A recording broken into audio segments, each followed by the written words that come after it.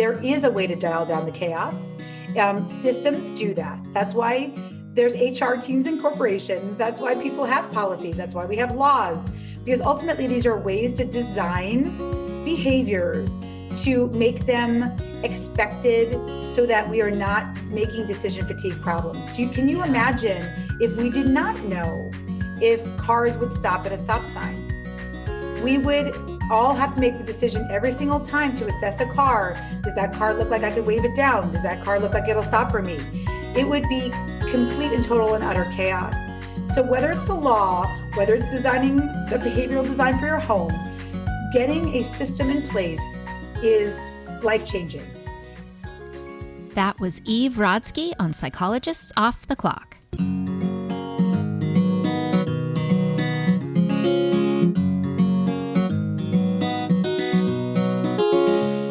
We are 4 clinical psychologists here to bring you cutting-edge and science-based ideas from psychology to help you flourish in your relationships, work, and health.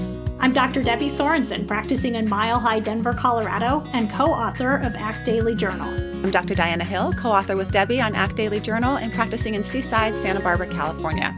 From coast to coast, I'm Dr. Yael Schonbrun, a Boston-based clinical psychologist and assistant professor at Brown University.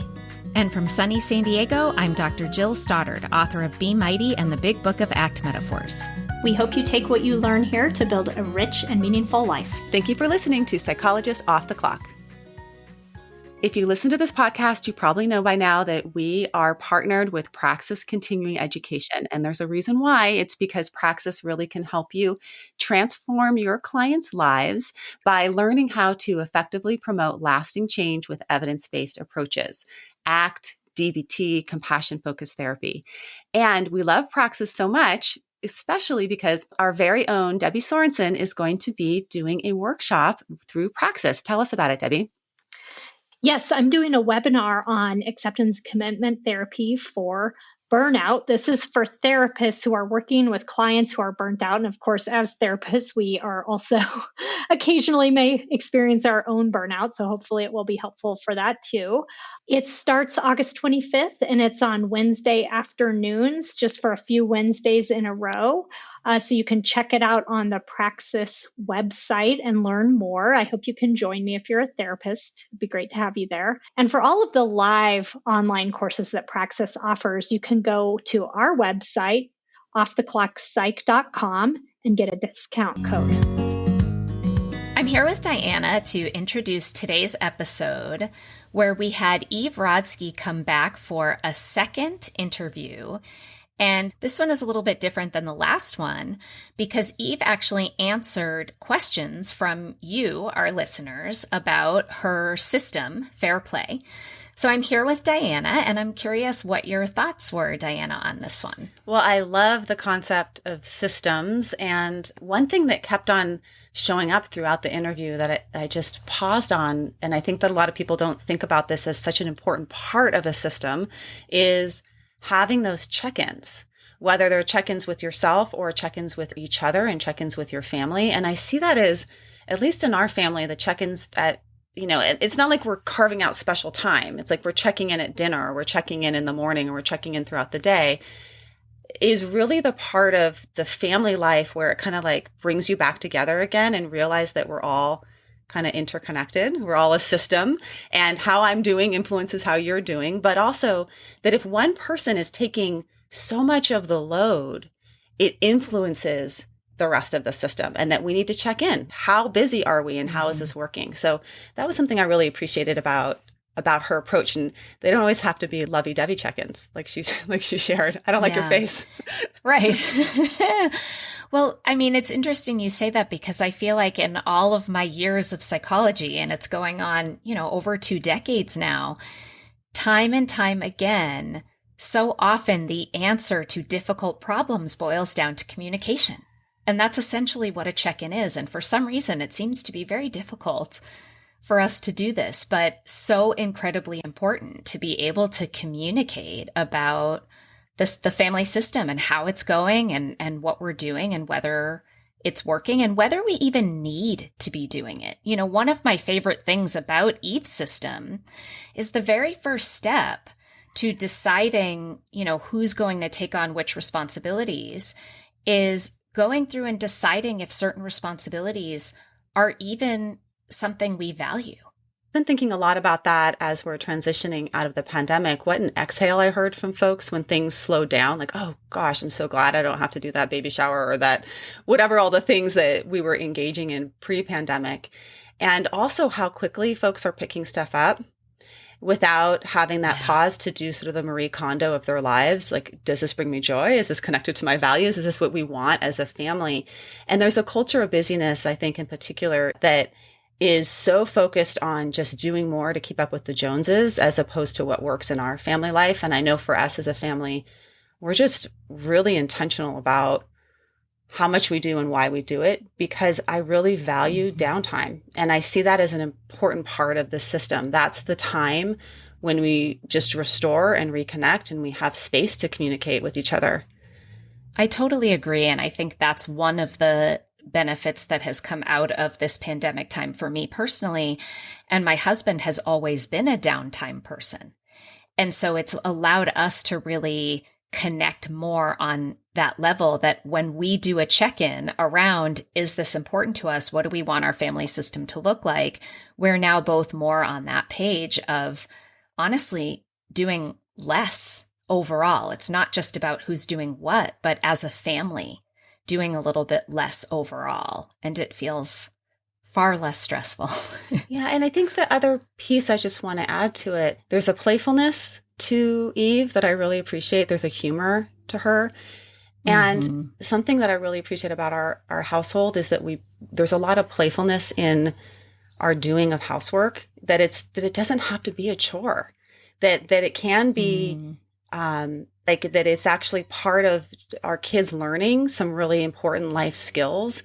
And even thinking back to Benji Schoendorf's episode where he talked about doing the laundry and how when you turn the laundry into a choice and not have it be a should, how it changes your whole relationship with the same task. That I think that's also what Eve really shifts, is the mindset around choice, and that we're making choices to participate in doing these tasks because it's the benefit of the whole household, that it's not just about, the drudgery of I'm the laundry person, but really in our house, laundry is like a fun thing. We turn it into games, and it's less about shoulding and more about this is a team that we all are members of, that we're working together in this household. And that these things matter to us. And if they don't, then maybe they don't need to be done. Well, everybody, enjoy this episode with Eve Rodsky. Hey, everybody, it's Jill here, and I have been so looking forward to this episode. I have Eve Rodsky back for episode number 2 to talk about Fair Play, which is a book, but also an entire system.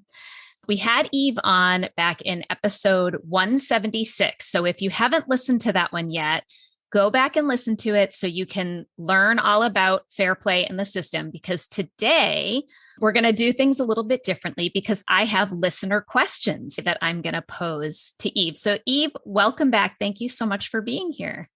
I'm so excited. And I will ask listeners to go back to episode 176, because I think it was you're one of my favorite interviewers, and I was happy to be back. And I think we do lay a good foundation, at least the 101, for what fair play is before we get into today is more like a 201. Exactly. Yep. That's exactly right. And before we get into questions, I want to share a little bit of my experience, because as you may remember, Eve, Billy, my husband, and I dealt the cards the night before the interview, to get a little bit of practice, and hadn't actually really implemented things. And he and I went through a very rough period after the spreadsheet and the whole 9 yards. Yeah. And we had worked for a couple years to get to a good place, and we were in a much better place. But since I read Fair Play and Billy and I dealt the cards, I am telling you guys, this is an absolute game changer. Oh, I'm getting a little choked up actually, just thinking about it too, because I wish our practice could be implemented by everybody, or like just by fairy dust, because thank you, Jill, for saying that. I mean, I feel the same way too, I wish that too. I mean, I can say my marriage has never been stronger. I pretty much never feel anger and resentment, which I was feeling a good part of the time before. I checked in with Billy a couple nights ago. I said, I'm going to be interviewing Eve again. Like, how do you think it's been going? And for his part, he was kind of like, it's good. Like, everything's fine. I think the two things that are important is he didn't feel like all of a sudden he had a billion more things to do. And now he's pissed, which is the fear, I think, for some women, is that the husbands are going to be very upset that they have this extra work to do. And he didn't like somehow notice. This is a bait and switch, right? Like the cards are some sort of trick. And it's like, yes, you can do card tricks, but this is not a card trick. This is a behavioral design tool that you are supposed to be customizing. And that's, Jill, again, why I love your work so much, because I'm talking to people who work in behavioral design, or AKA psychotherapists, because you are there to not only change people's mindset, but also to change their behaviors. And so I thank you so much for your work on a daily basis, because you are changing society one person at a time. Well, I hope we can get more people to get on board with fair play, because, not only did Billy not feel put upon, but I said, what have you noticed about our relationship? And he completely agreed that things are better than ever. And I don't know that he even tied it necessarily to fair play, but I absolutely did. And when I explained to him, this fact that, like, now that we're sharing in this in a way that truly feels fair, I feel I want to be affectionate and close to you and not be angry. And anyway, so I am just like the world's biggest fan. And just remember, I think to the other thing I think people will hear us say, well, it's a practice, right? I mean, I think that's the thing. I want to just say to Billy, tell him I say hello and I'm giving him a big hug, because the practice is the key. All right. So are we ready to jump into some of these questions? Absolutely. All right. I'm going to start right out the gate with a kind of hard one, which is, what is your advice for the whole CPE process? So conception, planning, and execution, if anyone's cheating and didn't go back and listen to episode 176, when values differ. So in other words, if one partner feels like they absolutely must work all the time because they want to get promotions and they're afraid they're going to get fired, and that requires 60 hours a week, and the other partner feels differently and wants to prioritize maybe more vacations or things like that. I think that's such an important question. And what I've seen in the families that are thriving, and I will include you, Jill, and Billy into this as well, is the recognition of what we just said, that this is a practice for having different types of conversations. And so what I mean by that is, if you just think you haven't been practicing communication, and communication is a means to an end, and then you want to have a conversation about your partner's workload versus what you think is important, it's probably going to be a conversation that doesn't go as well, because you're out of practice. It's like me trying to run 3 miles when I haven't exercised in 2 years. So what I actually like to do is, in those cases, is start slow.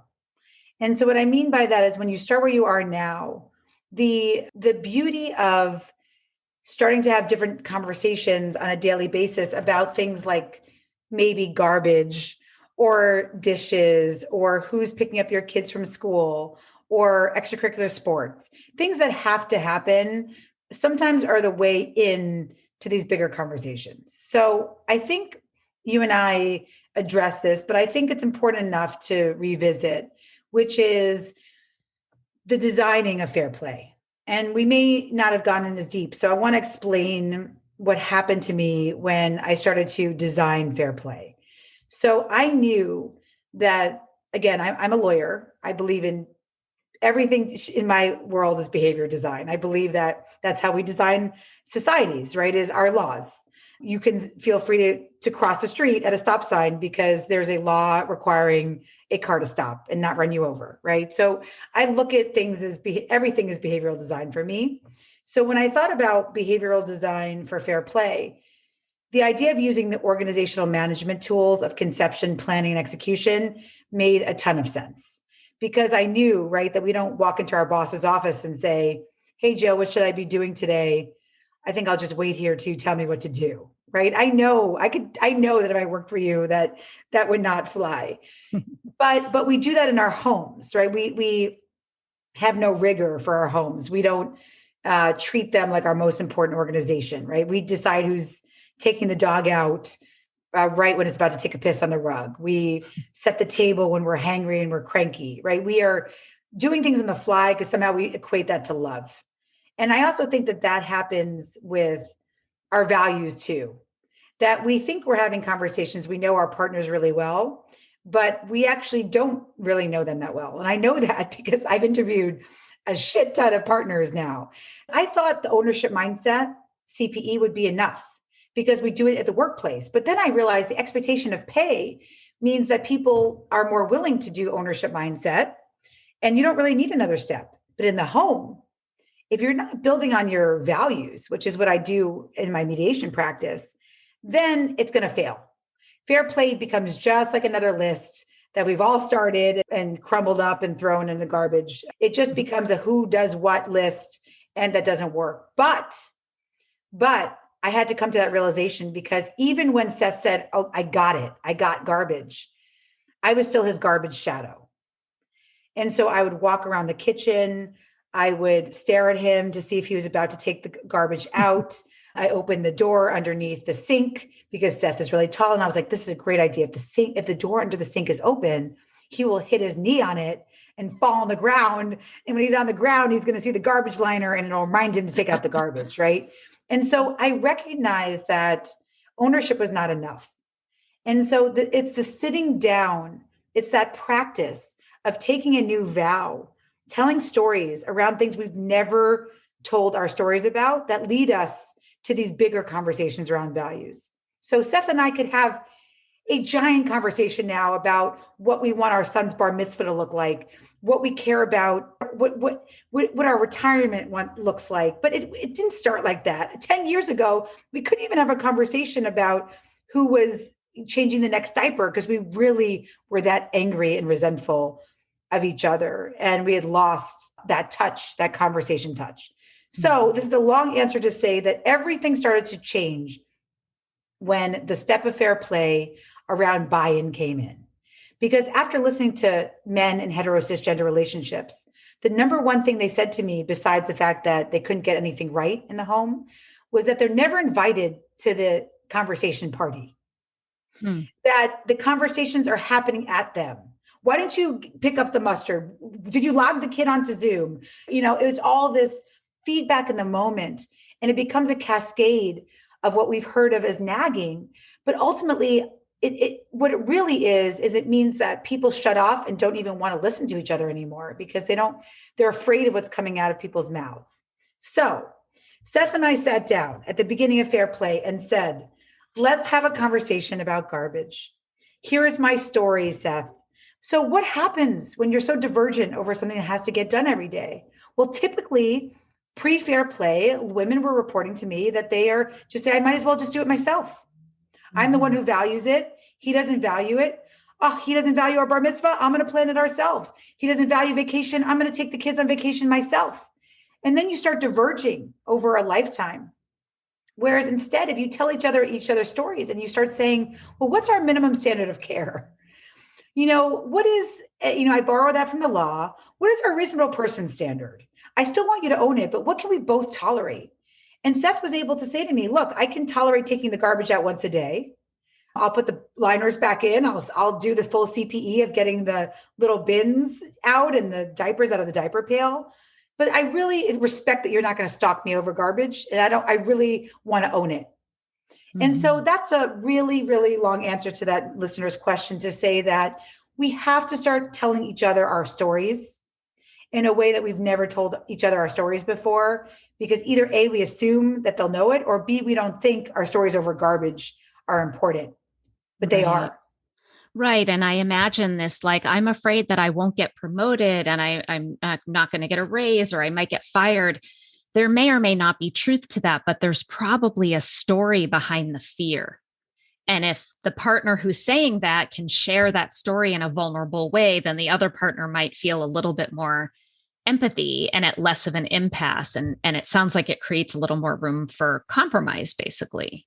Well, I love the way you just paraphrase that. What a beautiful way to come to the table, because part of fair play, as you'll hear in episode 176, is about checking in when your cognition is high and your emotion is low. And that's the practice of a check-in, of investing 10 minutes a night in checking with your partner. You will start seeing if you're doing fair play and then all of a sudden you're like, shit, things feel a little bit unfair. You're probably going to say, well, oh, I forgot we stopped checking in. That practice of communicating is the most important thing in terms of couples who are thriving in the fair play system. Again, this is thousands of data points in now, and basically 10 years of beta testers and testers saying the check-in is the key component. And so imagine sitting at your check-in, because sometimes, look, I get to our check-in at night and we have our, 10 minutes, and I look at Seth's face and I just say, I hate your face. Like, I'm checking in to tell you I hate your face. But most of the time, our check-ins are productive about what has to happen the next day, who should handle something. But also in those check-ins, imagine you could say, tell me the fear or the story behind your fear. Tell me the story behind that concern. You say you're worried you're going to get fired. Like, tell me the story behind that concern. Is it a story that you're going to end up hearing about a really difficult boss? Maybe you'll hear the story of immigrant parents and financial security, that's the most important thing. Maybe you'll hear the story that providing for a family was the only way that a man was taught love. So you're going to start here. If you can just say, I'd love to hear the story behind that concern. Like, let me thread deeper with you, as my friend, who's a conversation designer in Silicon Valley, calls it. He calls it threading deeper, getting those stories out on the table. And I'm telling you, Jill, everybody has a story. One of my favorite things to do now is to say, like, tell me the story about the tooth fairy in your home. And I'll ask you that, Jill. Did you have a tooth fairy growing up? Yeah, absolutely. And who did it? Do you remember it? Do you remember getting $1 under the pillow? We've had a number of guests who want to offer you, our listeners, discounted access to some of their programs. So if you want to learn powerful practices for happiness and well-being, we have several offerings from Rick Hansen. If you want app-based behavior change, you can check out Judd Brewer's apps for anxiety, eating well, and smoking cessation, or you can sign up for a free workshop on learning to set limits with Your Parenting Mojo. So if you go to our website, offtheclockpsych.com, and visit our sponsorship page, you can find access to promo codes there. I totally remember it. And without ever having asked my parents this question, I am 100% certain that my mother was the tooth fairy. But it would be fun. I'd love for you to ask your parents who was the tooth fairy in your house growing up. And, I had a beautiful couple tell me that they had a really long conversation about magical beings. And that's one of the cards in the fair play system. And they got really into this conversation around the tooth fairy. And it became a whole conversation around the standards for everything in their house, where it was a hetero cisgender couple. And her husband was saying, look, the tooth fairy was important to me too, but like, I just wanted to be $1 under the pillow, because if we just have so much fanfare and, sparkles and beautiful cards that the tooth fairy brings, like, to me, that means that the magic is going to end so young, right? Like, let's build up magic over time. And so maybe it's just a little magical to have that $1 under the pillow. Like, we don't have to make it this whole Disney style production, right? But having room for that type of conversation is not something that, I would say, quote unquote, is normalized and this is not just for hetero cisgender, for all couples. Mm-hmm. It is not normalized for us to sit there and say, our check-in tonight is about your stories about what the tooth fairy was like for you growing up. And what a great way to connect too. It's a really fun way to connect. I will say that I've learned so much about Seth over the course of fair play, just because so many of the cards, like informal education about how did you learn to ride a bike? Who was the one who taught you to ride a bike? Just it's so interesting how it opens up this whole new lens into your partner's stories. Yeah, that's really cool. Well, let me stay with this kind of theme of a partner who is working a lot, because I think that happens quite a bit. We talked about this a little last time, and it's in the book that if one partner has a more flexible schedule or makes less money or is a stay-at-home parent, they often get saddled with more of the responsibility. And the idea here is like, all of our time is diamonds. My time is as valuable as your time, and money shouldn't matter, and work schedules shouldn't matter. And so this question came up from at least 3 different people, which is basically, how the hell do we get the rest of society on board? And I'll give you an example where I had a friend who their kids had to quarantine back to back. So it was 4 straight weeks where they had at least one kid home with no childcare. And one parent, it was like easier for her to be home. And for the other one, it was, work won't let me be home. Like, I have to go into the office and I have to be there, Monday through Friday, 9 to 5. And it's like out of my control. Right. And I look at that and think, societally, if a person shows up to work and gives the impression to their superiors that they don't have a family, they have no children, they can be there Monday through Friday, 9 to 5, and, nothing will ever change. And it feels like it has to come from the top down if we're going to get some wiggle room. And, another friend was pointing out, she's still the only parent that's on the school emails and the texts and the mom groups and right. So there's this larger picture issue here where, like, we might be trying to do fair play individually in our home, but if we don't have the cooperation from organizations and systems, it becomes a little more of an uphill battle. Well, I think it's such a beautiful question. And I think it's why I feel super burned out right now, because I'm really trying to capitalize on fair play as a political movement. And I think we did say this in episode 176, but an hour holding our child's hand in the pediatrician's office is just as valuable as an hour in the boardroom, right? That is the culture change that we're working on. And that's why I think Hello Sunshine partnered with me, because they see this as a broader political movement. And part of the political movement is just yesterday, my husband dropped off, he's in charge of transitioning Anna to school. He's on campus. And I still got a call saying, I just want to tell you that Anna is sad. It's just like, Seth is there. He is there. And I actually called 50 school nurses, doctors, the medical team at schools for the fair play research. And I asked those school nurse teams to tell me why they call the mother. And the answer, and it's how I got to the finding that women's time is infinite, like sand. It was part of my reckoning, my cultural reckoning and understanding of how little we value women's time, because the answer basically was, we don't want to bother him. Oh, God. He won't pick up, and it was somehow this cultural understanding that his time was to be protected like diamonds, and ours time was, infinite and not valuable like sand. And so that cultural reckoning is coming. I do want to say that it does feel better, though, when you have a co-conspirator in the home who recognizes the unfairness with you, as opposed to being the one blaming you for not picking up from the school and saying, oh, why, did you not pick up? Like the school called me, right? I will say, starting in the home. So Seth and I, as co-conspirators against society, it feels more meaningful than it was before. So what I will say is, we cannot change society. You can by parenting out loud and by being cultural warriors with me. And Jill, you are changing society because you are working as a cultural warrior to say, my husband is a true partner in the home, and you're celebrating it on this podcast.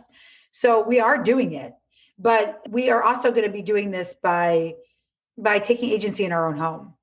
And then when people see us do something, that empathy then leads out. So I'll tell you a quick story, or it's a little bit of a longer story, but I didn't get to write into fair play because it was a couple after the manuscript had to be delivered. And so I don't get to talk about them that much, but Ed and Julie really, to me, answer your question about why I chose to focus on the individual family unit and family structure as the origin of the political movement, as opposed to starting out in the pay equity space or in the paid leave space, which are very, very important. And we're fighting our asses off as a coalition. There's a coalition of us called the Care Force that you can find at care-force.org. We're starting to build the political power there. You can join us. Let me jump into it to tell listeners that you have an incredible Instagram account and your LinkedIn too, where you're posting a lot about the care economy. And I understand when you say, I think this is why I'm exhausted, because you can see by your social media that you were like really fighting the power at that systemic and organizational level. So if people are interested in that, find Eve all over social media and you'll be able to see what's happening there. Hey listeners, it's Jill here. As you know, in addition to being a POTC co-host, I'm also an author. And part of being an author is having a platform or an online presence. So if you like the types of interviews I do and you want to hear more from me on ACT, imposterism, anxiety, and more, I'd love it if you would help me out by signing up for my monthly newsletter and by following me on social media. Just go to jillstoddard.com and scroll to the bottom of any page to sign up for the newsletter and click the social media buttons in the upper right-hand corner. Thanks for your support. Let me just tell you the story about Ed and Julie. So Ed and Julie, they are a cisgender couple where Ed said things like, I'm the CEO outside the home, and Julie is the CEO of the home. Like Jill wanted to just like throw up, or just like throw a rock at him. That gendered stuff makes me really, really angry. And so Julie knew of Fair Play because, again, this has been a project that I started in 2011. So it isn't my 10-year anniversary coming up. And this was 2018. So, this is already 7 years in. The book hadn't launched yet, but I'd written the manuscript. I'd interviewed them as one of the now thousands of couples that have been interviewed for this book. And so Julie comes back to me and says, I really want to try Fair Play. And I said, great. And she's like, well, I want to do it now. And I'm like, well, Julie, this is not a great time. It's the holidays. It's Christmas. You say that matters to you. Your mom's in hospice. It sounds like a lot's going on. It's probably not the best. Emotions are running really high. And she said, no. Like, it's either like Fair Play or like, I'm leaving my marriage. Mm-hmm. She's like, I have no more time left. And so I said, okay, maybe you'll leave your marriage and that'll be a data point, because I was looking also for couples where it wasn't working. So that's my last chapter of Fair Play is called The Top 13 Mistakes Couples Make and the Fair Play Fix, because I like when things fail. That's how you build systems, when you see what's failing. So Julie wants to start Fair Play. I said, okay, let's start really, really small, because she had already self-identified as holding every single card for her family. So there was 87 cards in play for her family she identified, and she was holding them all. And now she has a wild card where her mother is sick and close to death. So she says she wants to start with homework, that card, the homework card. And the only thing that was coming up, because it was getting close to the holidays, was her second son, Brody's second grade Secret Santa project. So say that 5 times fast. That's a tongue twister. Her second son, Brody's second grade Secret Santa project, because it had to be done from scratch. Hello, back to culture not helping us, right? All these intensive parenting things where the schools are treating us like we're co-op parents, and wacky hair day and all these things that, I don't ascribe to or want to do. We do get shame that other people are doing them. And, there was a mother in our class who decided that we all had to dress up as Care Bears and like make custom Care Bear costumes. I showed up as a witch that Halloween and just a hat I bought in CVS. And I was like, fuck you, Care Bears. I'm not doing this now. So this was, that's part of the pressure. But so I said, okay, Julie, we want to start with the homework card. You want to hand that to Ed? Well, actually, maybe not, because he's not going to do it. The assignment won't get in on time. I don't want Brody's assignment not to be there, because then someone else is going to be affected, because they'll be the only person who didn't get the Secret Santa. So, okay. So instead of, you just told me what you want Ed to do, but then you just gave me 100 reasons why Ed can't do that one task. Yeah. So let's back up. Let's start with your why.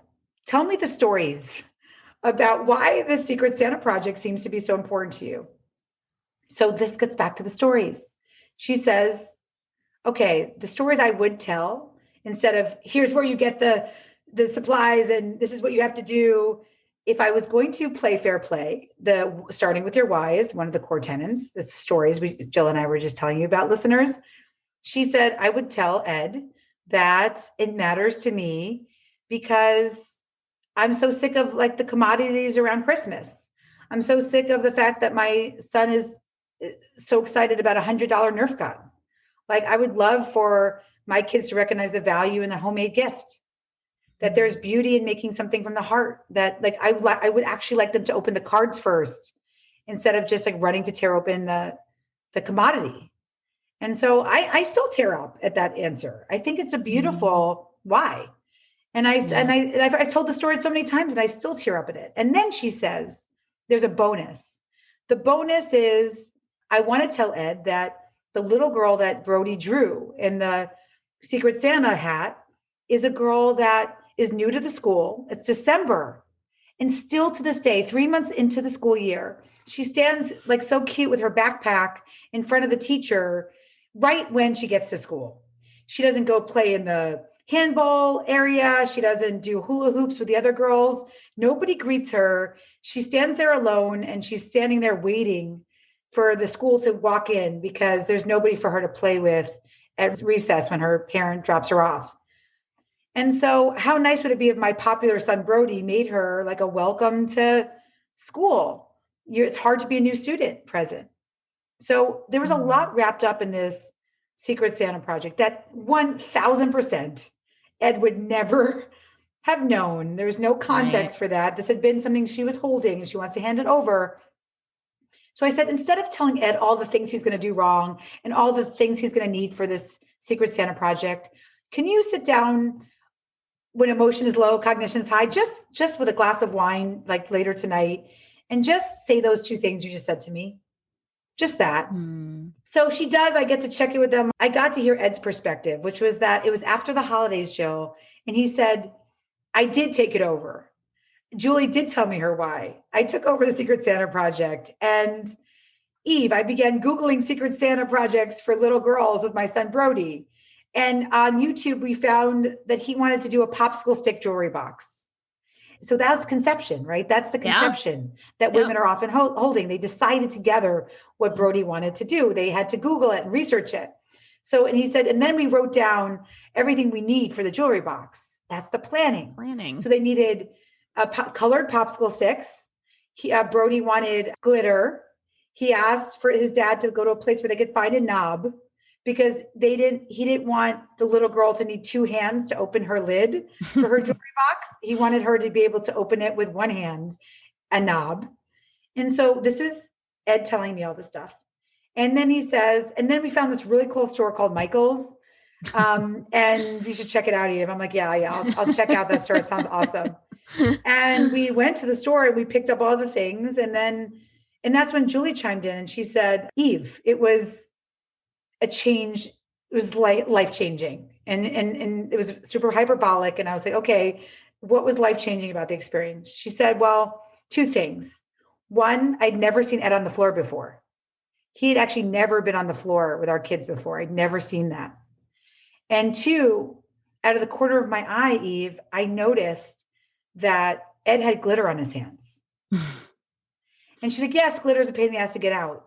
But what it truly meant for me, and I said, well, why is that meaningful to you? She said, it was the first time I felt like he was truly in it with me. And so Ed, right, it all starts with glitter. That's how I think, right? Women stepping into their full power in the world really begins with men stepping into their full power in the home. Two things about that. One, I never asked Ed why he told me this, but he told me that Brody cried with him on the way home from Michael's. Look, my kids cry to me every freaking day, Jill. I would never be announcing that to you. I'm assuming he was saying that because it was a unique experience. And his son was crying because he was sad his grandmother was dying. It must have been a unique experience for Ed to have that type of intimacy with his son. AKA, this is not just saddling extra work on men. These are meaningful caregiving experiences. And two, B, I think it was the fact that he told me that because that point of connection with his son is a point of pride. Because lately I've been talking to Ed about his policies. He's a COO of a multinational bank.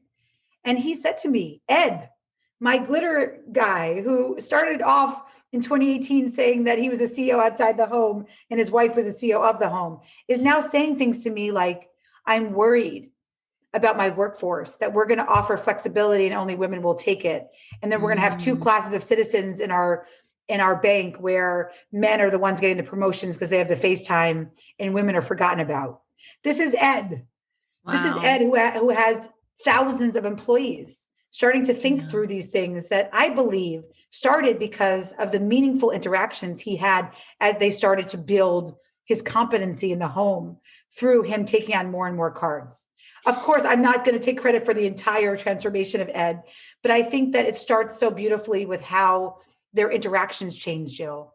And so that is the political movement of fair play. If you enjoy the podcast, please consider making a values-based donation on Patreon. Even a small contribution helps us with some of our expenses. You could think of it as taking a co-host out for a cup of coffee.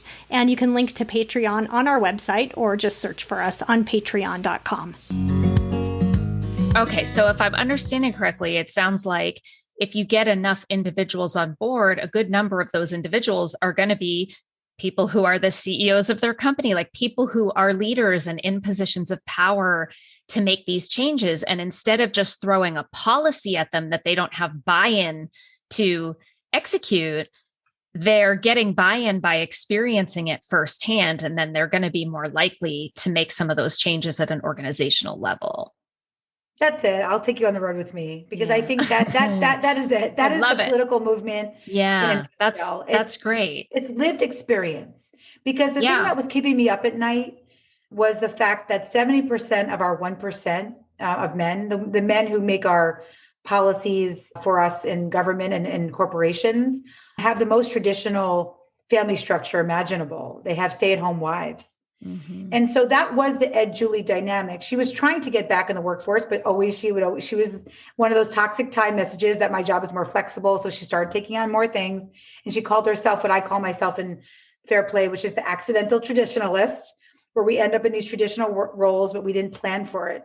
And so for an Ed who still is a primary breadwinner, but to have more lived experience, holding cards, understanding the ownership, understanding how important it was to him to have that experience with Brody, to say to his team, what are you guys doing for Secret Santa around the holiday? Are your kids doing that at school? Where people are like, what? How do you even know that? It is a change in leadership. And so I do believe it starts with glitter, Jill. I don't know what else to say. I believe it starts with having your hands in the glitter. Well, and I think the other thing that happens when you start with the couple at home is, and we talked about this a little bit last time, is you're modeling to your children. And so you're potentially changing the next generation of boys and girls and teaching them how to break free of traditional gender roles. And I love that, my kids will come to me and say something like, I don't have any clean socks. And I'm like, well, go talk to daddy. He does the laundry, right? They know mom doesn't do all the chores anymore. Daddy does just as many. And we actually had a good question from one of our listeners about how to incorporate teenagers into fair play. And I guess it doesn't have to just be, her question was specifically about teenagers because she has high school kids. Her daughter's a little more helpful than her son. So she even sort of wondered, I wonder if that's a modeling issue. Mm-hmm. But is there a way that we can use this to get our kids, they're emerging adults, to be more responsible? How can we split our chores 4 ways instead of just trying to figure out how to do it 2 ways? I love that so much because I'm really thinking about as we build sort of fair play out, into having more practitioners understand this behavioral design tool and then use it. I was speaking this morning on a panel with Julie Lythcott-Hames, who is the ex-Stanford dean who wrote a book called How to Raise an Adult. Our episode that released in April, episode number 194, was me interviewing Julie. So amazing. Okay. So I love your podcast. And so I just am not caught up. So I apologize for not listening to that episode. So I would almost say that's also a prequel. You should stop now and listen to that as well. But so Julie, as you know, Jill, her work is literally a complement to fair play, or I would say fair play is a complement to Julie's work. And so what Ben, and I think I may have said this to you, I may have said this in 176, our episode, our 101. And if not, then I'll say it here. And if I did, then I'm repeating myself. But Ben wanted me, because he knew I was interviewing Julie today, and he knows, that conception, planning, execution is similar to executive function, or it's the same as executive function. Spoiler alert, that Julie talks about a lot, that we are going to get our kids into Stanford for them, but they're not going to stay there because they can't even make their health services appointment. They don't know how to log into a portal to sign up for classes. They don't know how to advocate for themselves because parents are calling saying that their kid's grade is, as Julie says, like a stock market stock, like we're up, we're down, monitoring it like it's another stock market app on their phones. They're doing it for their kids. So Ben said to me, he's 9. He said to me, well, I want you to tell Julie that I think it's really weird that your friend posted that her daughter was helping her fold the laundry, that she's going to forget. That is not her responsibility. Tell Julie that I hold the laundry cart on the weekends for our family. Tell Julie that I know that means I have to open the secret oil drawer and put in the Downy and the Tide or whatever we were using. I know that means that I have to decide which setting to put it on, whether it's whites or coloreds, clothes, or maybe things that need to be sanitized like masks. I know that means I have to fold all the stuff in the dryer before it gets wrinkled, Mom. I know that means that I have to scrape out the lint. That's my favorite part, he says, because it feels fluffy to scrape out the dryer lint. And I know it has to go back into the drawers. That's it. You teach your kids that, then that's it. It is an ownership mindset that you hear. We call it CPE and fair play. Julie calls it executive function, being a core true member of the household. If you're looking for a great way to support us here at Psychologists Off the Clock and make your life easier and healthier, you should go to my new favorite online store, Thrive Market. Thrive Market carries all your grocery and household essentials with the convenience of getting everything online and then quickly shipped right to your door. And right now, you can get 30% off your first order plus a free $60 gift if you go to thrivemarket.com/POTC. I love that I can use specific filters to curate my shopping experience so I can find organic meats and low sugar snacks for my kids. Plus, when you join, they give to a family in need. How cool is that? So join in on the savings with Thrive Market today and get 30% off your first order plus a free $60 gift. Go to thrivemarket.com/POTC for 30% off plus a free $60 gift. That's THRIVE market.com/POTC. thrivemarket.com/POTC. I know I talk about my kids a lot, but I also have 2 adorable dogs, Tilly and Hazel. We love to spoil them, which is why we love Whole Life Pet. Whole Life Pet makes single ingredient treats, meal mixers, supplements, and hydrating snacks for both dogs and cats. And if you try out Whole Life Pet, you're surprising your pets with fun new flavors while also supporting Psychologists Off the Clock.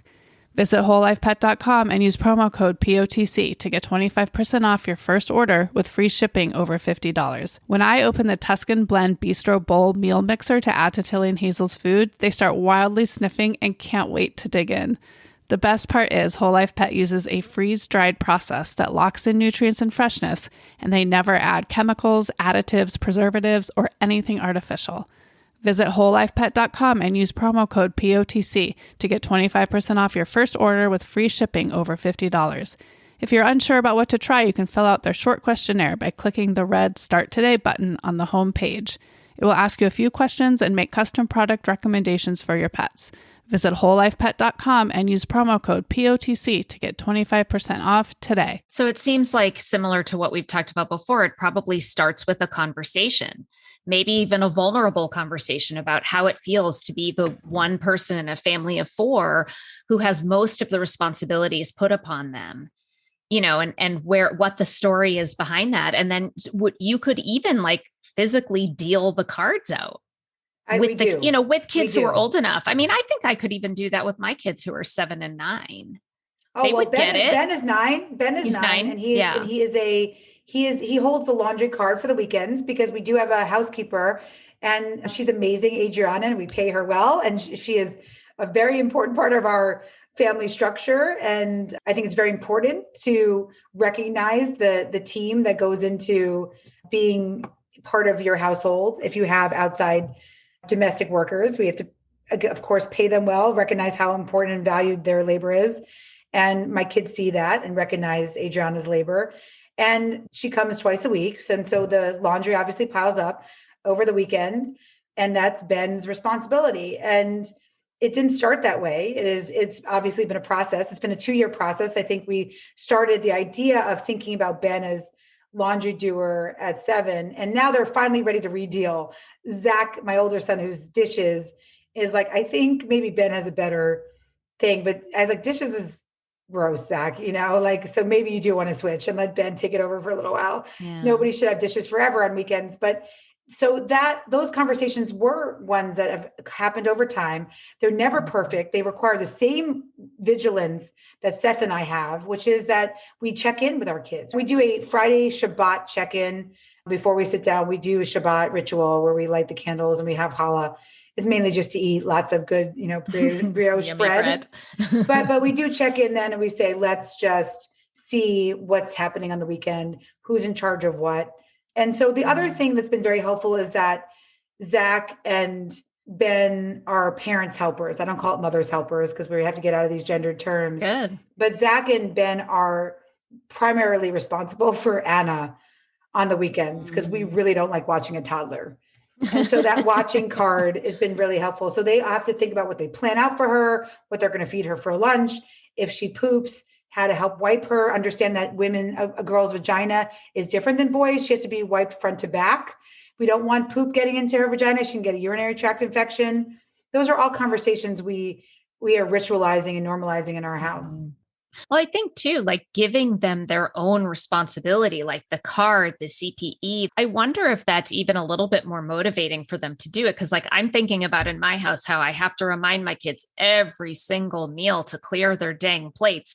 But I wonder if they would be more likely to do it if it was like, this is your responsibility from beginning to end. I'm going to try it. That's going to be my next challenge, just to see if I can do it with my kids. I love it. I love that we keep challenging. And I will say this is the way to do it that I've seen most successful for people who do involve their kids is to begin with it as a curiosity exercise. And so what I mean by that is it's actually really fun for kids to hold the cards, but it's so fun because what naturally would happen in the beginning when we started to develop them was my kids would be like, oh, laundry.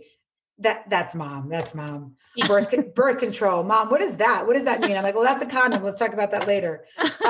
Grooming and wardrobe. What does that mean, Mom? Well, it means that before fair play, this is really gross. But Daddy used to ask me like why he doesn't have any clean underwear. Like why didn't I order him underwear? He's now in charge of his own clothes. How cool is that? And so now I ask people instead of saying who does what, I ask them instead to say, what do you think we value as a household? So it's really fun to use the cards that way first, is to say, so I would ask you, Jill, so instead of using them as a, like, let's get you involved, I'd love for you to sit down one night and say, we're going to play a game. Let's see what we value together as a household. Do we value marriage and romance? Well, Daddy and I that's why we do our date nights. I know you hate when we go out, but we really value our relationship, guys. What about dishes? Do we value that? Well, I guess they have to be done. Okay, so we value that because they need to be done. We value a clean sink.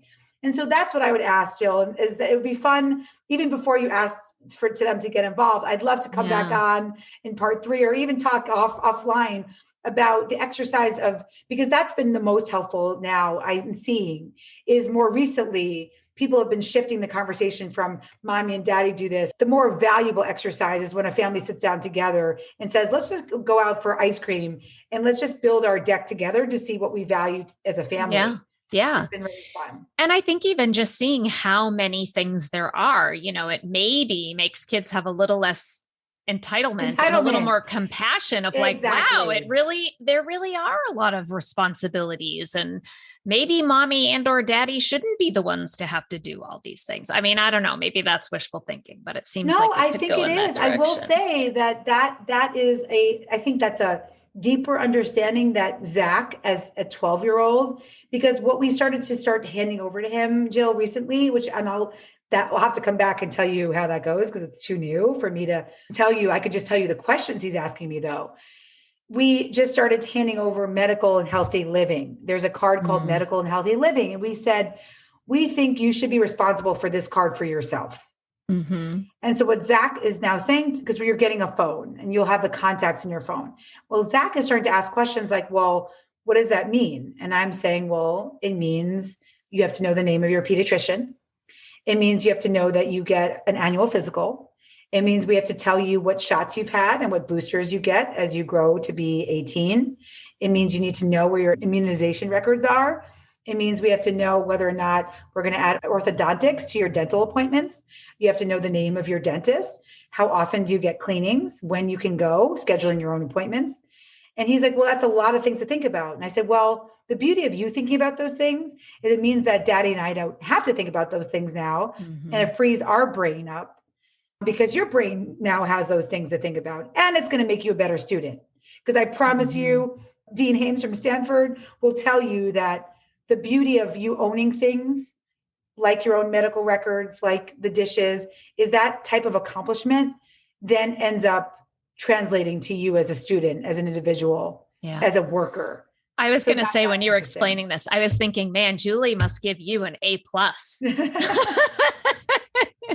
This is some grade A, like helping a kid already moving toward adulting. I love it. Well, please God, I will see. But I will say that I think the one thing about adding this practice into our home has been that our kids at least are more aware of the dynamics that are going around them. They are more aware of their privilege. Yeah.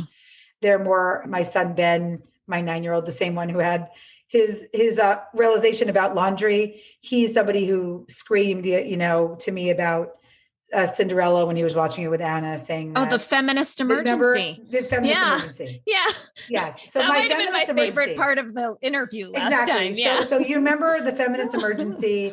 He did it again recently, actually. He did it again with race this time. We had another, this was not a feminist emergency, but this was regarding that we were watching the movie Sing Again, which I talk about in the book. He had recognized there was a character named Rosita in the movie Sing who found her unicorn space again. She's a pig who husband was ignoring her. And then she learns to sing and she goes on stage and then he kisses her at the end and her kids start valuing her again because she comes back into herself. So, but he actually was asking me about why it is that all the voices in Sing were white voices. Oh, interesting. That all the characters, even though they're animated voices, he's like, I think they're all white characters. And then he also asked me, why is it that the criminal, the only character that's a criminal is also a gorilla, which is the only, design character that presents Black on the screen. Right. Mm-hmm. And so it was just a very interesting conversation we had about just being more aware of what's happening and how we can design our media and design our homes. And that the fact that it doesn't have to be this way. It's not inevitable that everything was designed this way. It's fucking inevitable. Right. So last time it was the gender emergency. This episode is called It's Fucking Inevitable. I love it.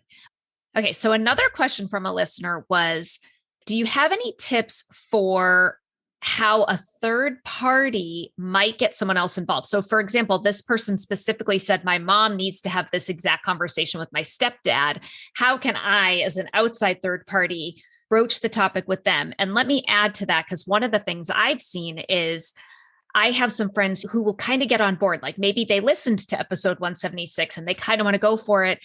And then it's sort of like kind of like excuses or reasons like that it's not going to work and it couldn't possibly happen in our household. And so we just go back to the old way where it's not fair.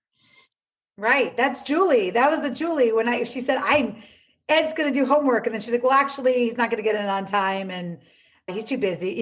Yeah, exactly that. Yeah. It is so common. I love the third party. I'd say the first thing, of course, is, carry a big stick, speak softly. So of course the modeling it's triggering sometimes because, when you have more fairness in your home and you don't want to get into those annoying conversations with people about how much they hate their partner. It does feel like people may judge you as self-righteous. It's okay. I will give you permission to be self-righteous and to be a culture war to say, yes, I have a great marriage right now, or my marriage is working out really well for me. And no, I don't have those issues.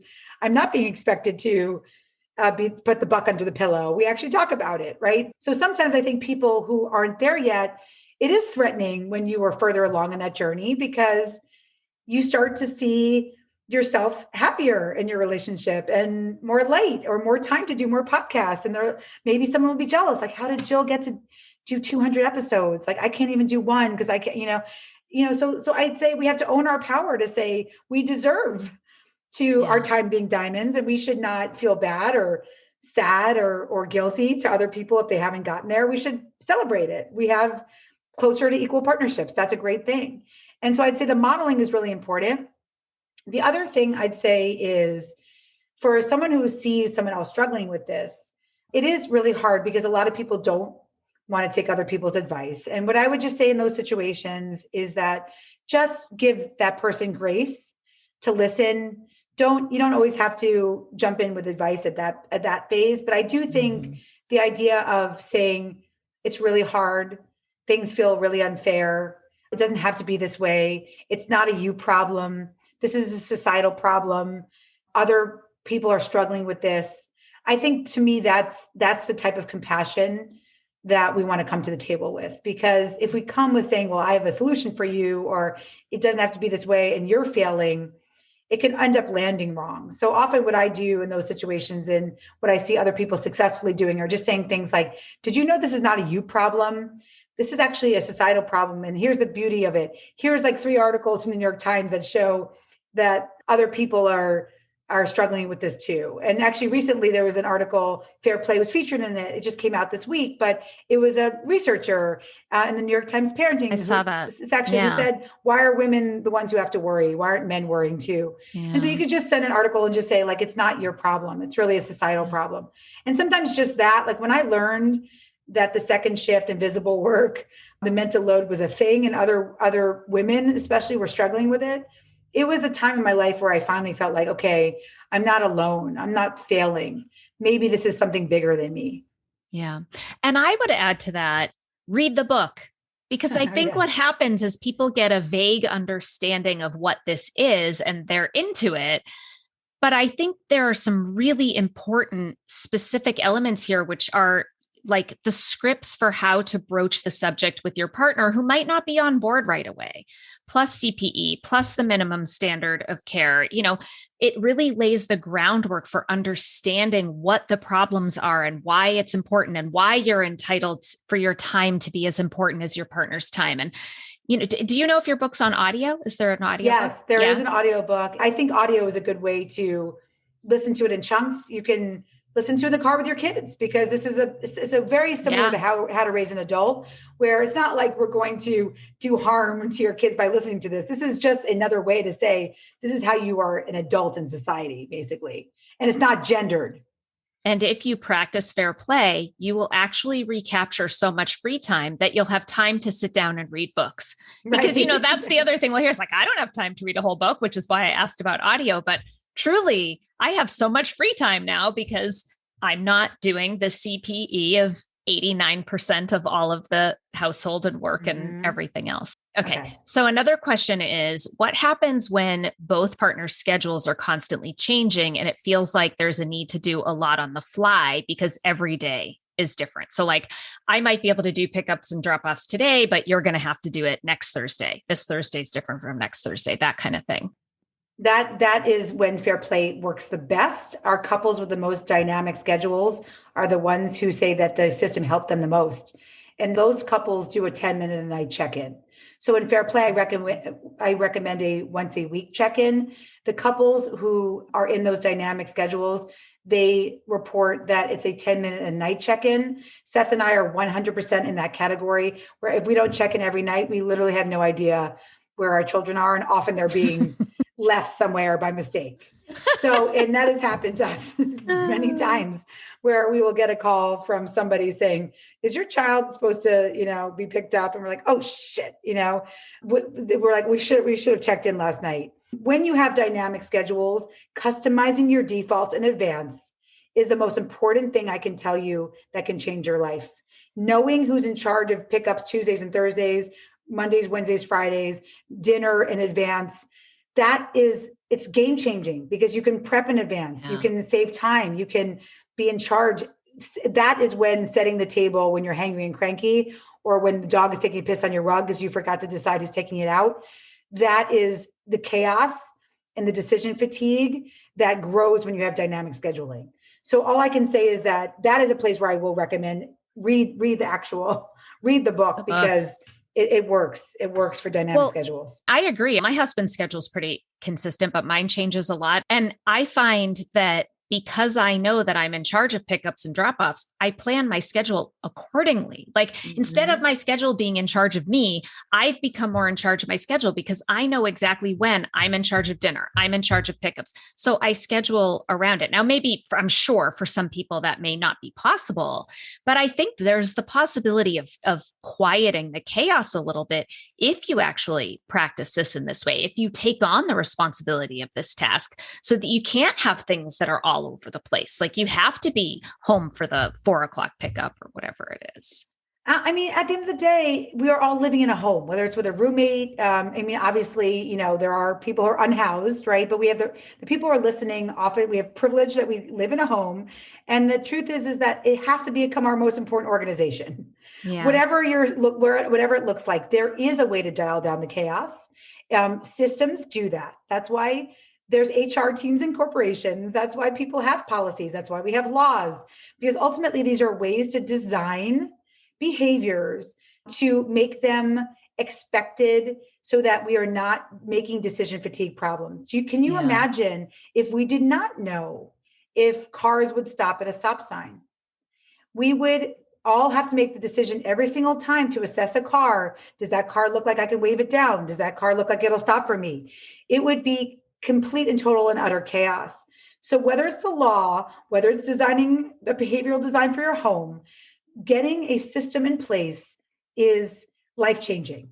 It is life-changing. Jill and I are here to attest to it. It doesn't mean it's perfect. It does not mean it's perfect. It does not mean that when a glitch in the matrix happens, that the school is still not calling me, that I'm still pissed that they're not calling Seth, that I take it out on him. It doesn't mean that things are perfect, but it does mean that at the end of the day, the expectation is that we are going to decide together who is handling this, as opposed to pre-fair play where the expectation was Eve is the one who handles everything. And just that default and expectation means that you get to come to the table with such a more open mind over how you're going to structure your dynamic schedules. Yeah.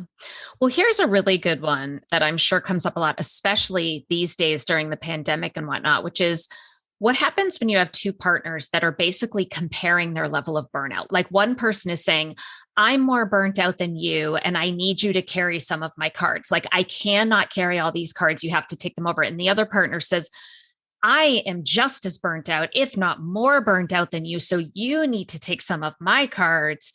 How do you negotiate that when like both parents are just burning the candle at both ends and are like at the end of it, like are burnt out basically? Well, in that case, what I would say is that that's because we hate caregivers in America. And so I want to say that the only, the place that in a global survey, a sociologist did a huge survey, we rank last in parental satisfaction. So that is a problem that is a societal problem. That's why, as we said, fair play is a political movement. We have literally no social safety nets. We have no access to pay leave. We have no access to free or even affordable childcare. It is a complete and total nightmare, literally a nightmare for parents in America. And so what I want to say is I just want to honor that and say that, yes, that burnout is real. And sometimes it is really hard to say to your partner, you do more, because they are at the end of their rope. And so what I will say is that it is a moral failing. So that's just a moral failure of America. But what we can do together as a team is what we've done in the pandemic, which I hope we will continue to do, which is saying we have to look at these cards together and we have to burn them. We cannot play with a full deck of cards.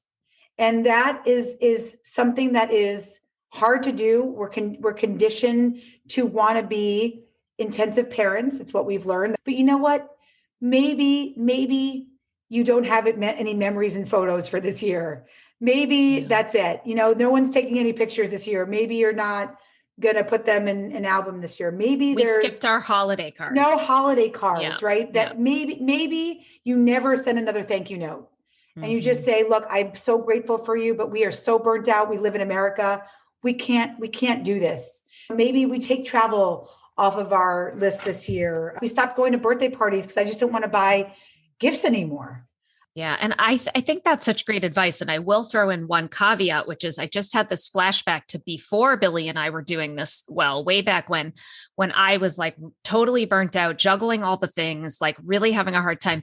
And his solution was, well, why don't you just do less? And it was like the things in my career that are really important to me. And I'm like, why should I have to do less? Why don't you do more? So I want to throw a caveat in there that what we're talking about is like, both partners coming together and saying like, what do we agree in the home? Housework and childcare. We are not talking about anything outside the home, because what we're saying here is the Billy phenomenon. And again, we love Billy now, but it was a phenomenon I talk about as a toxic time message in Fair Play, that so many hetero cisgender men were saying to their partners, well, if you're so overwhelmed, just get help. If you're so overwhelmed, stop doing all these unnecessary things. Oh my God, that's my trigger. I wanted to literally harm Seth when he said that. Because to me, what the fuck is unnecessary? Our kids need to go to the dentist. Our kids do need to learn to ride a bike. Our kids do need to see their friends sometime. But what we were actually talking at Loggers with was the fact, as we began this conversation, that Seth was not feeling invited to the party. And so again, why Fair Play is a system, it's not a list, is because the buy-in, that value setting exercise to what we value as a family is incredibly important to move on to the next step. Because then you will never hear my partner does all these unnecessary things, because you've already both bought in to the things that you're doing. Yeah. Okay. Very last question. This is so relatable. For once you've like established your roles, you're doing Fair Play, how do you maintain your own boundary where you're not just jumping in and taking over? Or my friend Susie, who we talked about in the last episode too, she gave an example of the kids were putting their laundry away, and she like couldn't stop herself from saying to her husband, make sure you supervise, otherwise it's going to be messy or something like that. And he was just kind of like, we don't need a coach or something like that. Like, we're good. Coach, right. You can go. And she felt so bad about it. She, it was like, I couldn't stop myself from saying it. Like you with the trash, right? Like when the trash is driving you crazy, how do you not say, are you going to get that trash out tonight? You said you do it every day and it's already 7:00. Are you going to do it? When that's like such a habit that we've been practicing. It is such a habit. Oh my God, Jill. It is the thing that is the most toxic. It is the thing that was coming up over and over again for why people didn't want to listen to each other, because in some way they were getting feedback in the moment. Feedback in the moment is not hearable. We cannot hear you when emotion is high and your cognition is low. And so I desperately want to say to Seth, you said you were going to take out the garbage. Like, I knew you would fail me, right? In the moment. The key premise of communication and Fair Play is the check-in, because it allows you to write it down. I'm not saying your concern is not valid, but what I'm saying is that you invite someone to the party so that they know and expect that that party is about talking about what you're talking about. When you say you didn't get them onto the Zoom, when you're using a toxic tone, or when you say things like, as my friend Claudia calls herself, the verbal assassin, she's different than me. I use terrible tone. She says things like, oh yeah, I'm just surprised that you didn't know you were going to become the worst father that ever existed. Like, that was something that I'm surprised you didn't know was going to happen to you, but it did. You're the worst father that ever existed, right? Verbal assassins, right? In the moment. Yeah. So it's predicated on this idea that communication as a means to an end is often toxic if it's given in the moment. And that communication as a practice is the most beautiful way you can look at communication, because so many people are investing in their exercise practice and their meditation practice, but they're not looking at their communication with their partner as a practice. Invest in it So many women said to me, well, I don't have time for a 10-minute check-in. And this is before the pandemic where I would take their screen time. The best thing that ever happened to me was getting that screen time thing on iPhones, because then I could go in and say, well, apparently you do, because 3 hours and 42 minutes on Instagram. How about you spend 3 hours and 32 minutes on Instagram and give 10 minutes a night to that check-in? That's fair. And so that's a way that you can do that, because for me, it was, I'm still wanting to give the feedback in the moment. And so oftentimes you'll see that I'll have black pen on my hand that says things like yellow rag. And then I'll look later at the night when our check-in, I'm like, well, apparently I'm really angry at you about a yellow rag, but I have no idea what the now hell I that don't means remember. anymore. Right.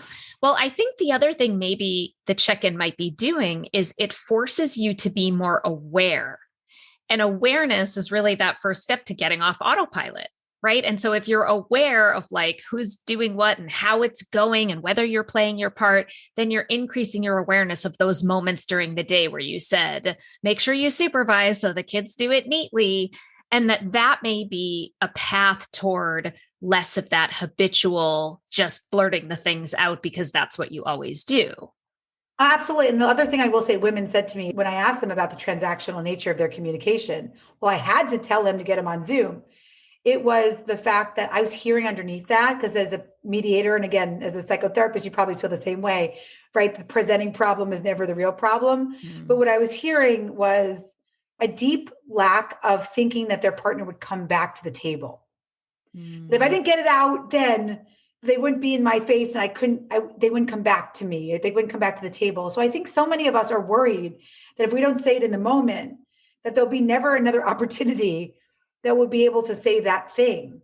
And so again, that's another thing the check-in alleviates. If you know that there will be an opportunity that your partner is willing to hear you, then often I do feel that it's hand in hand with feeling less stress at having to articulate something in the moment. And to this day, right, 10 years into that, it's still a hard thing for me to remember. I have to exercise it. It's a practice for me. But when I do it now, when I do the feedback in the moment, and it always ends up terrible, all it does is I say, great.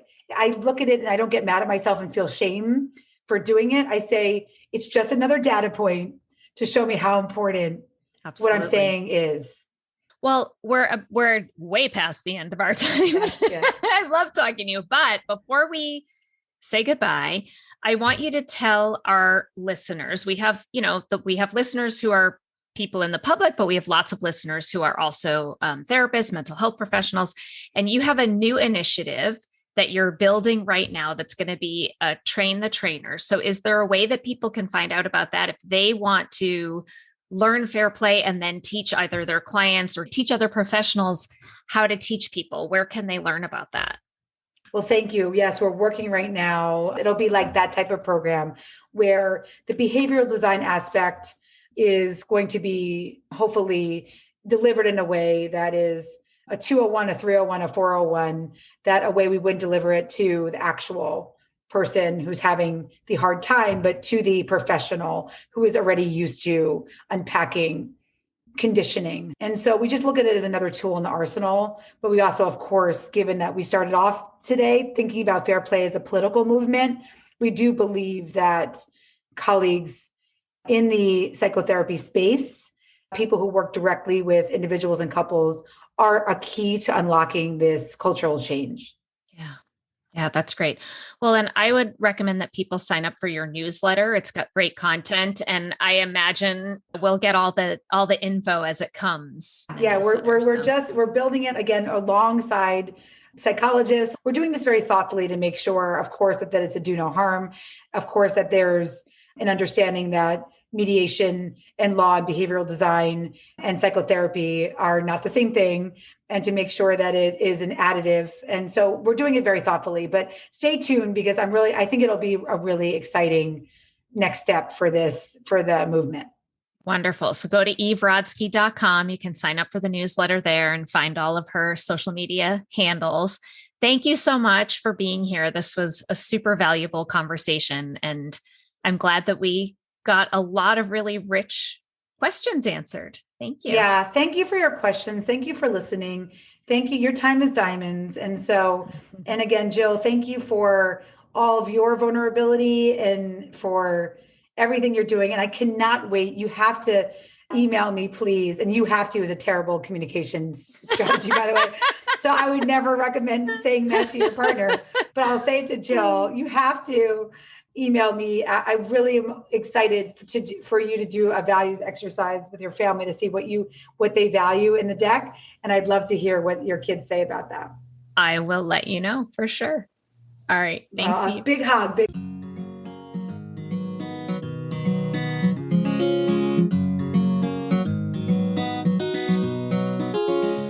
Thank you for listening to Psychologists Off the Clock. If you enjoy our podcast, you can help us out by leaving a review or contributing on Patreon.